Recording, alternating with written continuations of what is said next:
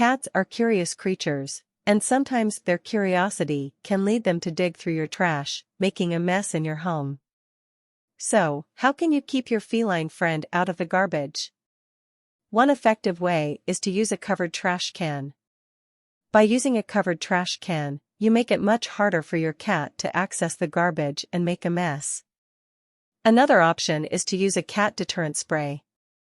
These sprays use scents that cats don't like, such as citrus or lavender, to keep them away from areas you don't want them in.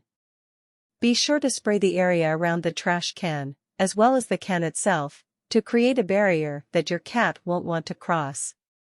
Lastly, make sure your cat has plenty of toys and scratching posts to keep them occupied. Boredom is a common cause of cats getting into the trash, so providing them with plenty of entertainment can help prevent this behavior. By following these simple tips, you can keep your cat out of the trash and avoid any unwanted messes in your home.